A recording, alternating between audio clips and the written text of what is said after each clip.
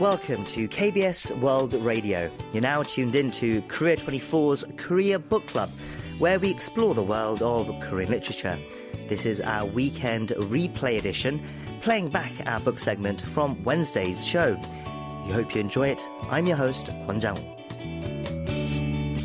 Joining us now in the studio is our literary critic, Barry Welsh. Barry, hello. It's great to see you again. Yes, hello. What do you have in store for us this week, Barry? So this week we're reviewing a novel called Modern Family by Cheon Myeong-Kwan. It was originally published in Korea back in 2010, and then it was translated into English by Park Kyoung-lee and published in English in 2015. The Korean title is Koronghwa Kajok, and Cheon is, of course, a very highly acclaimed novelist and also an accomplished scriptwriter who's left quite a significant mark on both Korean literature and cinema. And among his most notable works in English is Whale, which we reviewed recently. It was a very high profile and successful translation, and a very good example of his storytelling ability. Today's novel, Modern Family, also gained widespread recognition in Korean, but was unfairly and just overlooked in its English translation. So hopefully more people will find this novel after the success of Whale. It was also adapted into a movie under the name Boomerang Family, which you can find on some streaming services. And it's a very good example of Cheon's ability to craft engaging narratives that resonate with readers and, I guess, viewers alike in the film adaptation. But Cheon has a very distinctive storytelling style, thanks most recently, I guess, to the success of Whale, a very celebrated figure at the moment in contemporary Korean literature and culture. Modern Family is a great example of his work. It's a blackly comic drama about three adult siblings who return home to live with their elderly mother after their lives fall apart for different reasons. It's a deeply enjoyable piece of social commentary, and it's filled with engaging characters. Right. Can you give us a brief overview of the plot and the main characters of Modern Family? Yeah, right. So, like you said, it is very different in some senses from Whale, but they both have like his talent for creating very memorable characters. Like there's a huge range of characters in both books, and in Modern Family, we're introduced to, I guess, the central character is Kim In-mo, and he's a 48-year-old film director, a failed film director, really, and he's sort of struggling with a mountain of debts and a failing marriage. And at the beginning, you might think he seems like a character from a Hong Sang-soo movie, this sort of failed movie director with a failed marriage. Sure. But his his desperate situation he's in, failed career, failed marriage. He has to sell everything that he owns, his second-hand car, his appliances, all his books, his beloved video collection, and so he's left with nothing but his old mattress in an empty room. And so he's even sort of half jokingly contemplating selling his body, but the prospects for this seem bleak for a balding middle-aged man. And so anyway, we have no way out of this situation. He receives a phone call from his elderly mother, and this kind of becomes a lifeline for him. So in an act of desperation, he decides to swallow his pride and return to his childhood home. But as fate would have it, his return home is not a solitary one. His elder brother, Han-mo, who's known as Hammer due to his sort of imposing physical presence, he's been residing there since he was released from prison. And then In-mo's return is followed by the surprise arrival of their younger sister, Mi-yeon, who's fleeing a failed marriage too after having an affair, and she's brought her teenage daughter Min-kyung, which adds another layer of difficulty to this already very dysfunctional family dynamic.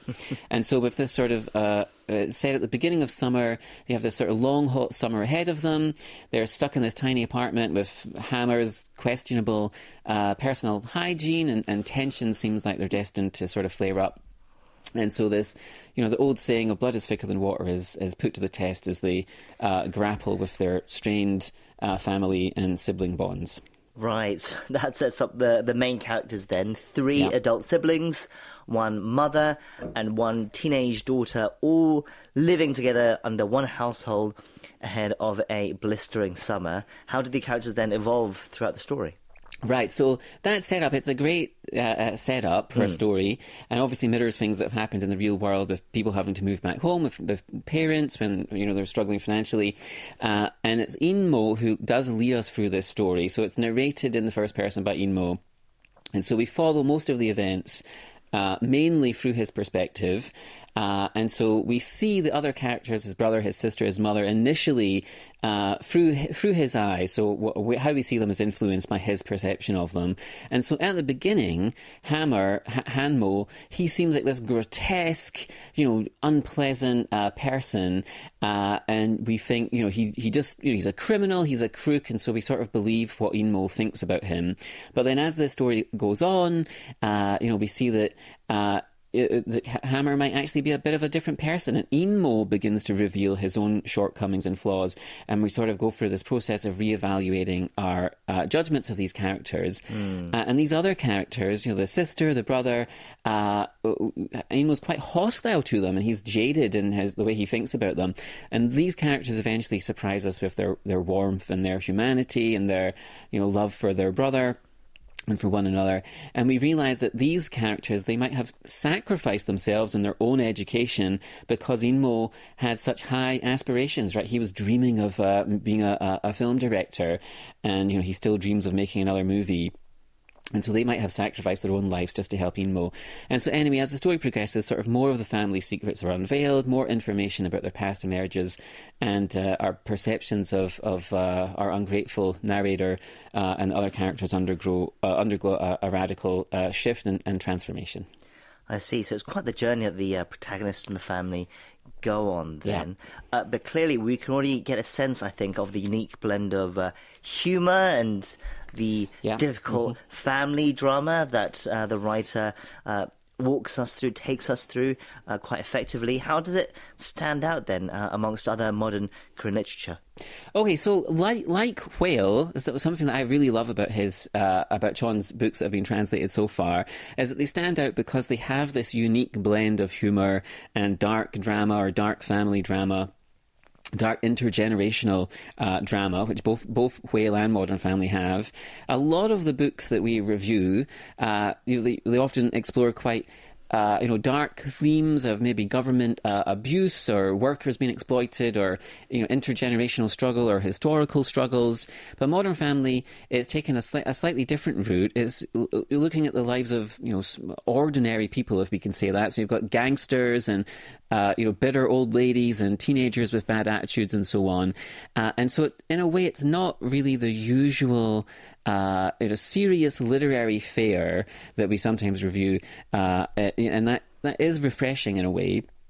And also just that infusion of humour, very, very sort of funny novel, and sometimes that's a bit of a rarity in the books that we review. That the Korean literature that gets translated into English is often not doing humour so much, and so that is a very enjoyable flavour in the novel.